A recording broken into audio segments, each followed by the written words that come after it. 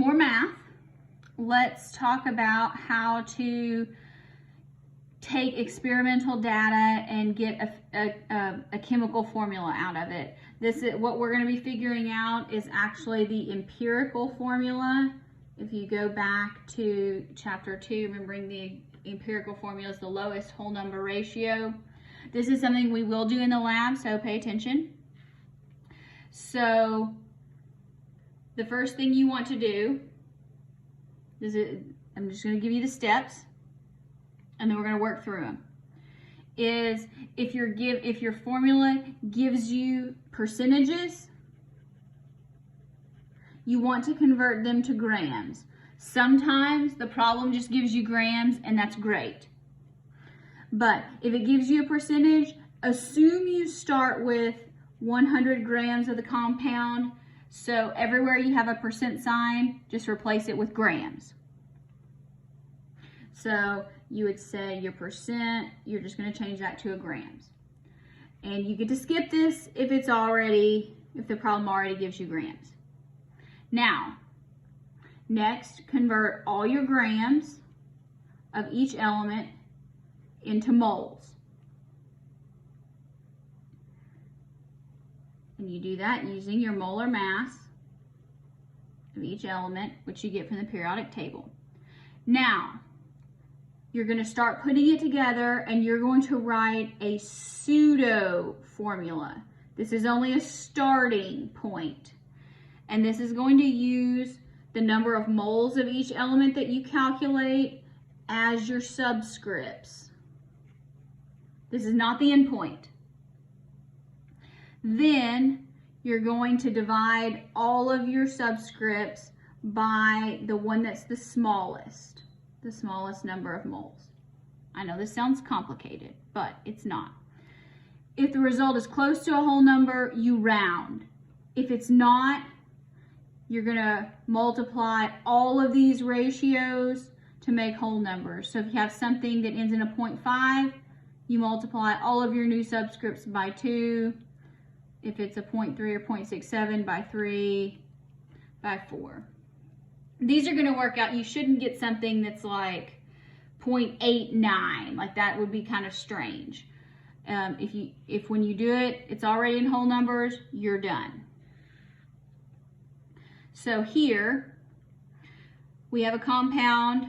We're going to break it down in the laboratory, and we're going to get 24.5 grams of nitrogen, 70 grams of oxygen. What is the chemical formula? So let's see here. Let's start with nitrogen, 24.5 grams. Nitrogen weighs how much? 14 something. 14.01.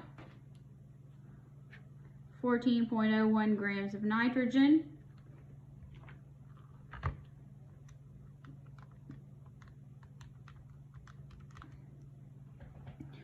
.75 moles of nitrogen. And do the same thing with oxygen. So I just make a list here and go down. So 70.0 grams of oxygen. Oxygen is 16.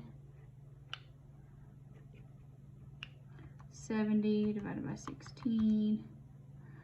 4.375 moles of oxygen. Okay, so now we've converted our grams to moles. Now let's write our formula. Generally, these are going to be given to you in the order that you should write them. So nitrogen, write your moles as your subscripts. Now remember, we are not allowed to have decimals, and this is why it's a pseudo formula. Oxygen, 4.375. Now, we're going to divide by the smallest one, which is less, this one. So divide by 1.75. Divide by 1.75. So that gives you nitrogen, 1, or you can leave it blank, and oxygen, 2.5. Now, we're not allowed to have decimals. So how do we get rid of this? We multiply everything by 2. So let's multiply everything by 2. So now we have 2 nitrogens. 2.5 times 2 is 5. How about that? N2O5. This is not hard. You're gonna get to do this in the lab. It's very fun. All right, so if we break down aspirin, 60.00% carbon, 4.48% hydrogen, and 35.52% oxygen. Let's calculate the formula. So we're given percentages, and so we're just going to convert that to grams, meaning everywhere there's a percent, we're just going to make it grams. So we're just going to say grams, grams, grams. Make a list. Carbon, 60 grams of carbon, 12.01 grams of carbon, 1 mole carbon, 60 divided by 12.01. Let's go with 5. Hydrogen, how much should I have? 4.48. 4.48 grams. 1.008 grams is 1 mole. So 4.48 divided by 1.008. Not 1,008. That'd be bad. 4.444 moles of hydrogen, and oxygen, 35.52, 16 grams, 1 mole. 35.52. Oh, not times, divided by. Ooh, that would have been bad. So 2.22 moles of oxygen. So let's write our pseudo formula. Carbon 5, hydrogen 4.44, oxygen 2.22. Divide by the smallest one. That would be oxygen, 2.22, 2.22, 2.22. So that gives us 5 divided by 2.22. 2.25, hydrogen 2, oxygen 1. Now, this is not close to a whole number. Can we make this a whole number? Yes, we can multiply it by 4. So 2.25 times 4 gives us 9. So let's go with C9. So we're going to multiply everything by 4. H, 4 times 2 is 8. Oxygen 4. All right, let's try one more. Here we're also given percents. Now, look, there's 3 things and it only gives us 2 percentages. Guess what? Subtract from 100. 74.03 minus 17.27. So that would be 8.7. And all our percentages, we're just going to replace it with a gram sign.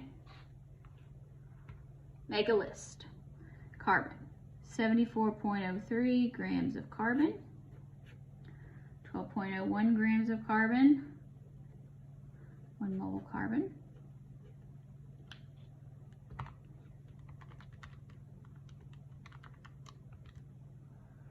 6.16 moles. What's our next one? Hydrogen, 8.7 grams of hydrogen, 1.008 grams of hydrogen equals 1 mole. I know, my handwriting is terrible.